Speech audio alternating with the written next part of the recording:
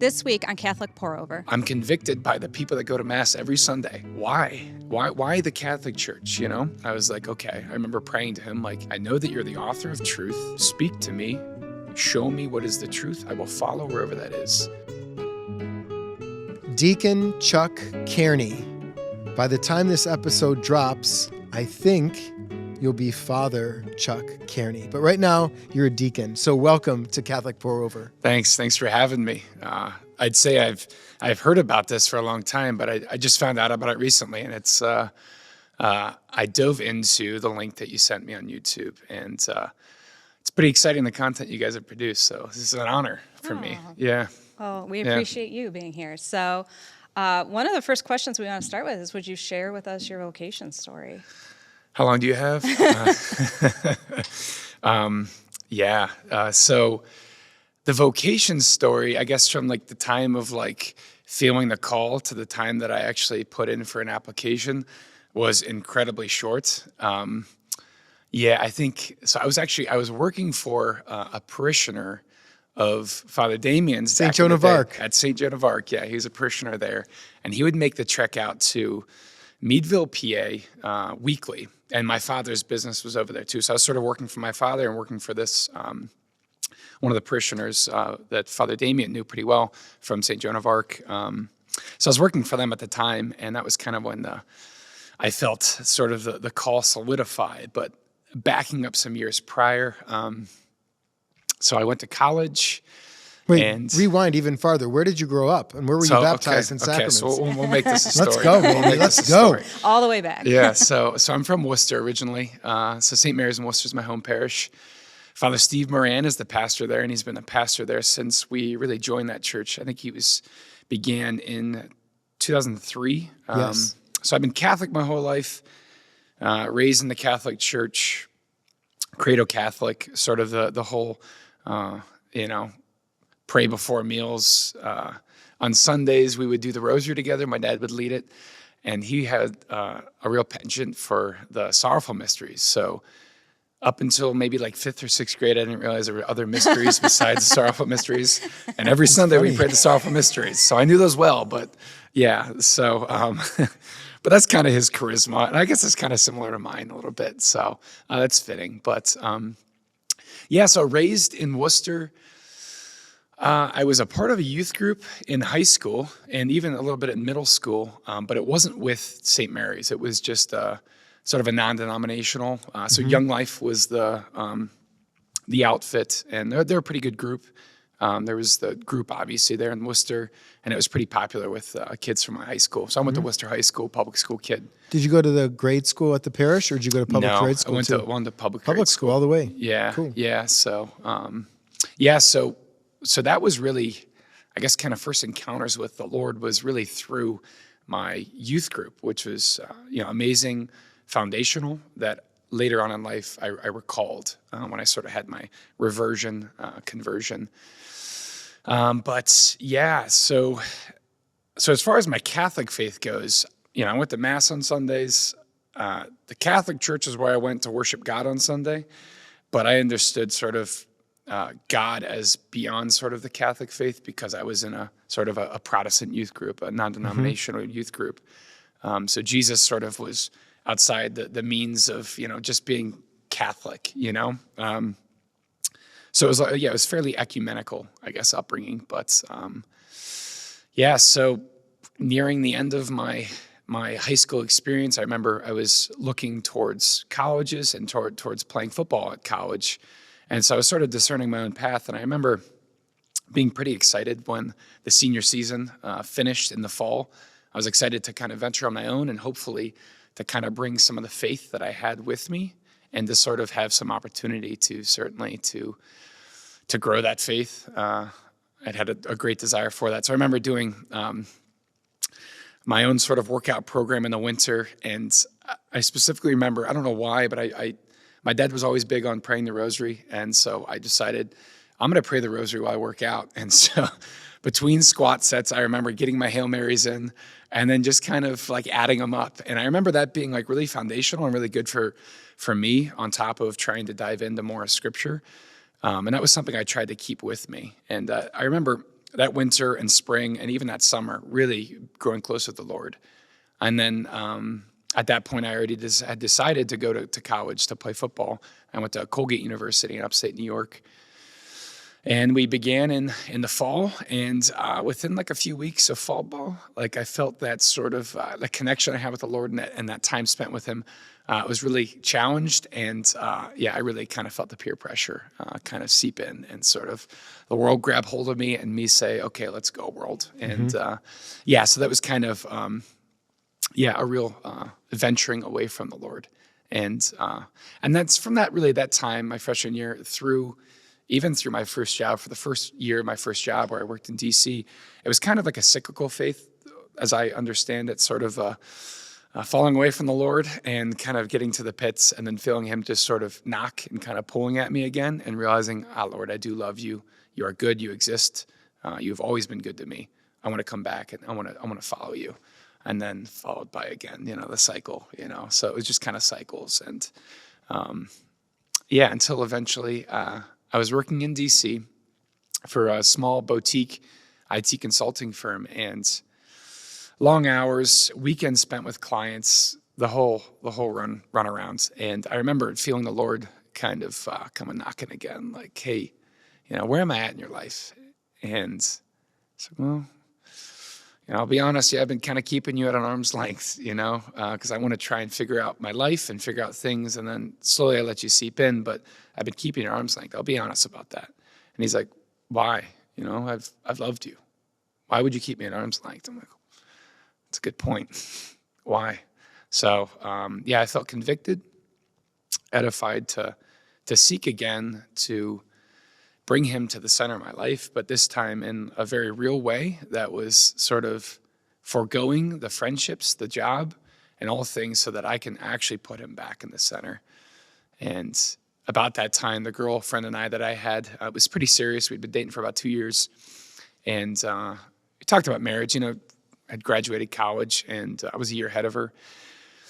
And, that was kind of bubbling back up, and I was looking for more of a truly chaste relationship after the Lord. And, that was sort of a sticking point that we couldn't necessarily reconcile. And so realized that I love you, she loved me, this isn't going to work out. And so, both of those events were sort of essential to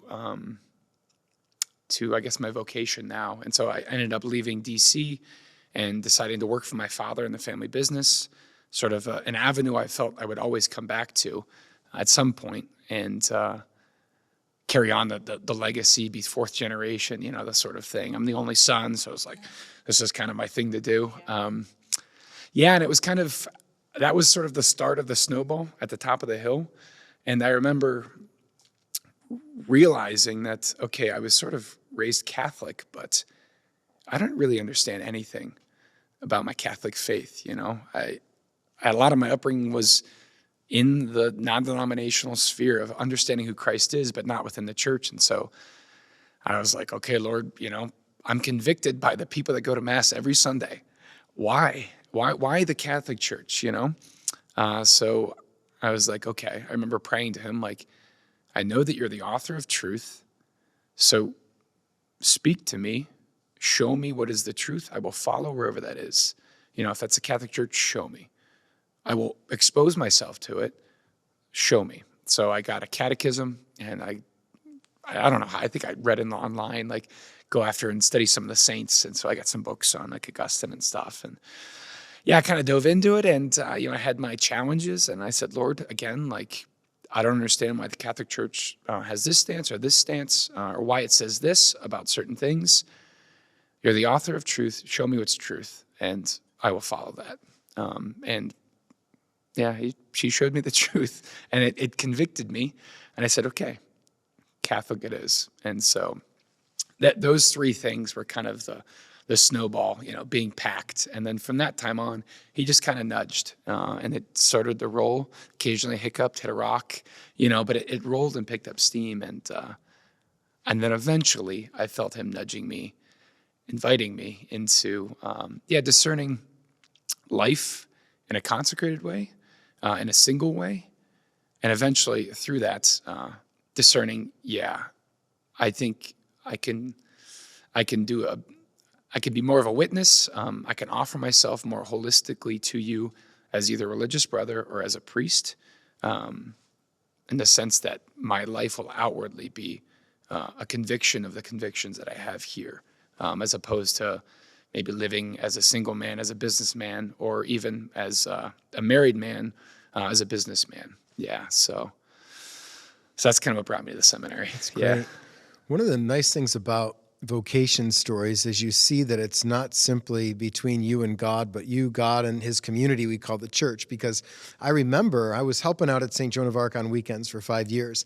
And when that parishioner came up, he was so excited that one of his coworkers was interested in being a priest and telling me this guy would be a great priest. And that's what you want to hear. You know, if someone's discerning the vocation of marriage, you want to hear, oh, she'd be great for you, or he'd be great for you. And so people are identifying and seeing in you some of the gifts that you've probably seen yourself or maybe missed. And then you say, yeah, I think this is where I'm supposed to go. So then you take the next step, which was applying to the seminary. And you said you had some questions. So can you talk a little bit about what the seminary did for you? Because how many years have you been there? 5, 6? Yeah, I'm finishing up my 6th year. Yeah. And I taught you a philosophy class or two, so I've had you as one of my students. You're a fine student. But tell us a little bit about what the seminary is like. It's here, not far from the studio here in Wycliffe. It's very close. Yeah. So I remember when I originally applied, I was nervous. I was like, okay, I'm a worldly guy. I'd lived in the world. Am I going to get along with anyone? Like, are these guys, like, how far behind am I going to be, behind the 8 ball? You know, these guys are probably grown up knowing they're going to be priests and, you know everything that there is to know about the church. And some of us too went to college seminary, and you did not. So there's that element too. Exactly. Mm-hmm. Yeah. And to that, there's a real benefit to the college seminary. It sets you up well.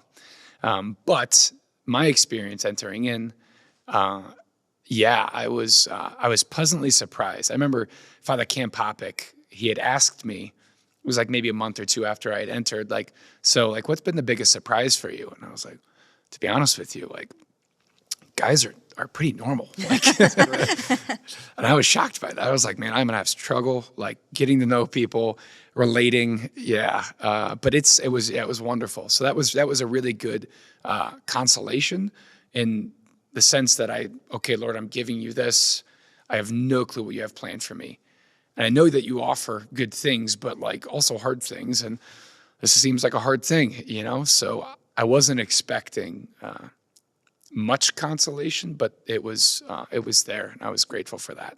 So that was kind of first encounter was surprise in how normal guys were, how easy it was to get along with the guys, and sort of the communal aspects, the brotherly fraternity was excellent. And though, there was a bit missing that I didn't get because I didn't go to the college seminary, but I didn't feel at all as though guys were sort of withholding, anything from me, which was great because as a guy who was 26 at the time, it's strange entering a place with guys that are 18 again, it's just different.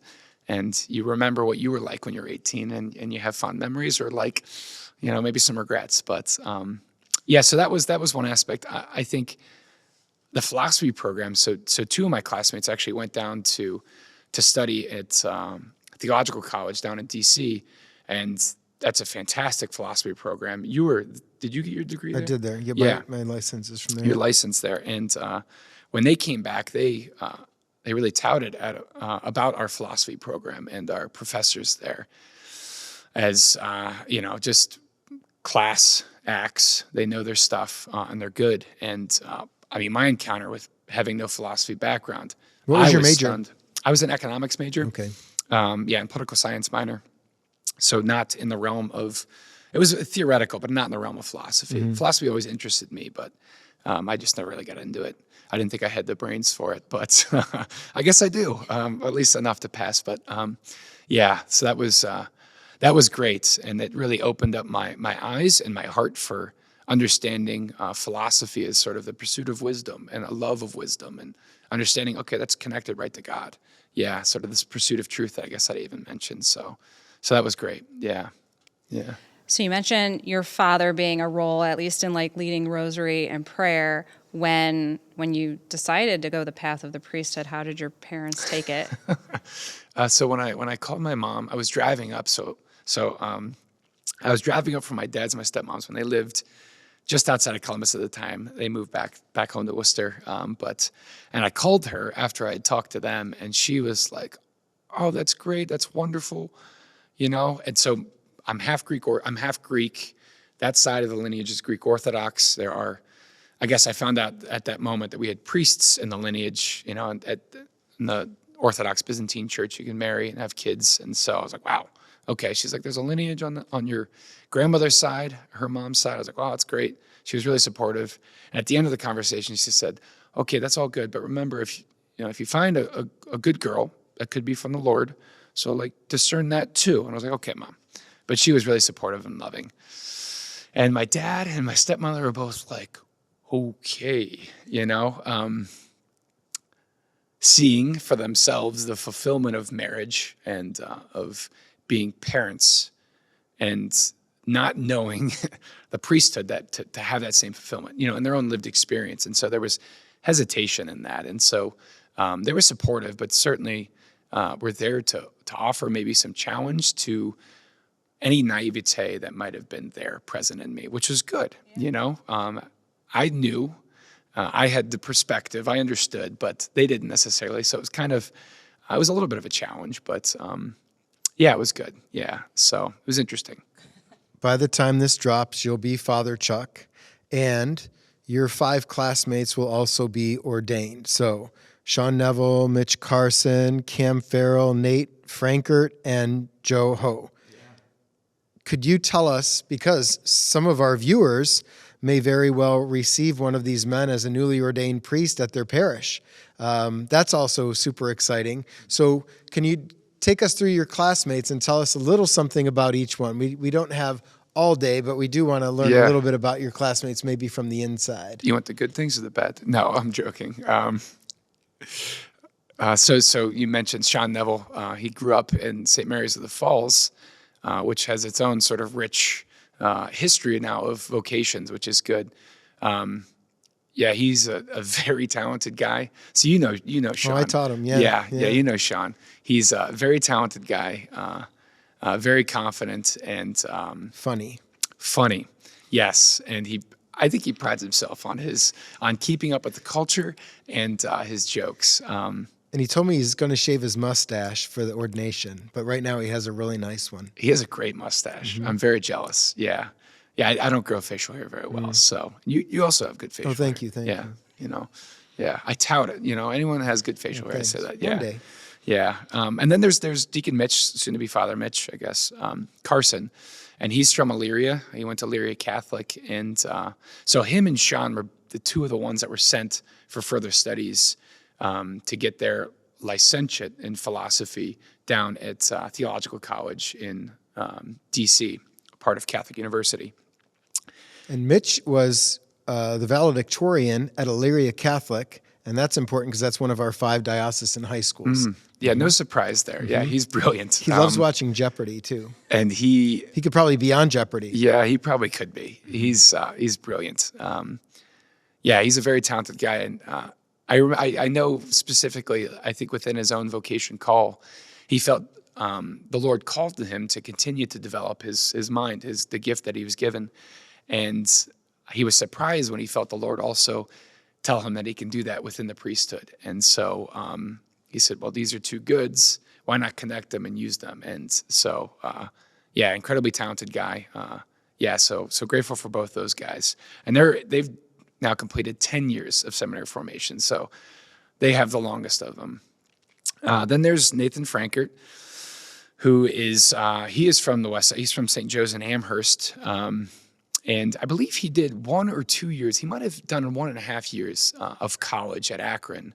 And he was looking at engineering, and then he also felt his call. So he was kind of a bit of a later vocation, not as late as me, but a later vocation. And he's also a talented guy.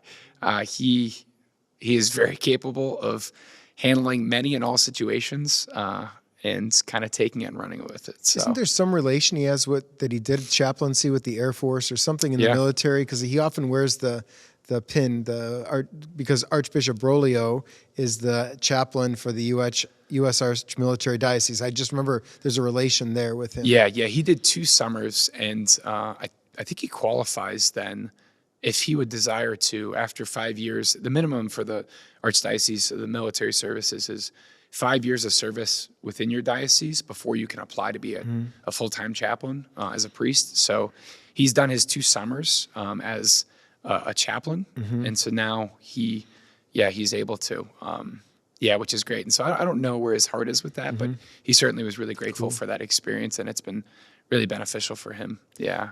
And Deacon Cam Farrell is from the oldest parish in the diocese, That's Saints Peter and Paul Doylestown. What about him? Yeah, so he is a Wayne County brother of mine, down from the south. Wait, is that Wayne County? It's Wayne County. So Sacred Heart Wadsworth is Medina, and that must be the border then, right there. I hope I think he's Wayne County. Yeah. So they're really close. Yeah. But we're in the first bite of the slice of pizza of the Diocese of Cleveland, right at the bottom of the triangle. Most people don't know we exist down there, but yes, oldest parish in the diocese. So he went to Hoban, and I think he said recently he had the nickname of Father Cam. He did in high school. Well, he gave that great talk at the Bishop's Brunch this year. Was he saying that? Yeah, that's right. Yeah, it was wonderful. Yeah, he did a great job. Yeah. Grateful to have him as a classmate. Yeah. And great family. Great family. And I had him my last year at Borromeo before I went off to Rome. So it's cool to see him as an 18-year-old. And he's one that came right out of high school too. Mm-hmm. So it's cool to see the growth and maturation. Yeah. And then the great Joe Ho. The great Joe Ho. Man, if you told me he was human, I would tell you're lying to me, because I don't think there's anything that's ever challenged him in any slight regard, because everything that comes across that kid's plate, physical, mental, spiritual, cultural, because he came to us from Vietnam. Yeah. And Bishop Perez welcomed him to the diocese, and this was the first time we've done that, taken a man from another seminary, from another country, and he's ordained for us, and he's one of our priests. He's going to stay here? Yeah. He'll stay here. Yeah. Mm-hmm. Yeah, they have a plethora of people that want to be priests in Vietnam, and the government sort of restricts seminarians and priests. So, yeah, he's really grateful to be here. I'm incredibly grateful to have him as a friend. Him and I connected, so we both did the pre-theology route, sort of the route of having college experience. So he studied economics too in college back in Vietnam, and graduated, and then I think he worked or went right into a religious program, and then he discerned. Thankfully, Bishop Perez he discerned over here, and so he's been over here for I think 8 years. He did the first year of learning English, a little bit more than what he had learned in Vietnam, but Maria, we should have him on the show sometime, because we have a Vietnamese community in the Diocese of Cleveland at St. Boniface, and it's very active and very live. Father Mark Dow is the pastor there, and that's where he's going to have his first Mass, because that's his home parish. So he's great. Yeah. Man, I had something else to say about Joe Ho. Oh, I know him from mostly working out in the gym, because he's a really good athlete. So are you, too. Aren't you training for a triathlon now with Libator or something? Yeah. Is that true? How did this get out? Yeah. Well, because one of the girls from my book club works as a lifeguard at the YMCA, and she says she knows Deacon Chuck, because aren't you training? I am. I haven't signed up for it. I haven't paid for it Okay, yet, but well, I'm training. I heard the rumors. I'm excited, this is something that plopped in my lap a month ago, and I said, why not? Maria's an athlete, too. I do like to work out, yeah. That's good. So a triathlon, or? It'll be a triathlon, yeah. Like Olympic or full? It's a half Ironman. That's the plan. Yeah. So I've always desired to do one. I've always desired to do an Ironman, but I was waiting for the Lord to invite me, because I feel like I can make this sort of my baby and focus on it. And so pray Hail Marys through the reps and the breaks like you did before? Yeah. I've been a little bit more exhausted between the swim breaks. I'm like bent over, but hopefully I'll get there. We'll see. But that trick is like if I do a plank, I'll like pray a Hail Mary at Our Father during it as like our time. And I know my husband runs, and he doesn't like listening to music, but praying the Rosary, he likes to do that. It's great. It's a good meditation. And I do Catholic reps, so 3s or 7s or 12s or 40s or 50s. Things like that I'll like do. I love that. I've never heard that before. In the morning when I wake That up, makes sense. 40 push-ups, or I used to be able to do 50. I could probably still do it. But yeah, and then do them in good increments. They're all like biblical or sacramental somehow. I love that. Yeah. I'm Cool. gonna incorporate that. Yeah. Well, you don't know where you're going yet, but you'll find that out a couple weeks before ordination. Mm-hmm. And then when you're ordained, you're going to, when does your assignment start? Is it June? I think typically I think it's the first or second Tuesday of June. So I think that would be the 8th or 9th this year. Yeah, Okay. I think it's the 9th this year. We haven't been told when it starts yet, but Okay. we'll find out. Usually, second Tuesday. Sounds great. Yeah. Well, thank you for joining us. Thank you for sharing your story. It's inspiring. And thank you for your yes to the church. And so we'll be praying for you and your classmates as you begin your priesthood.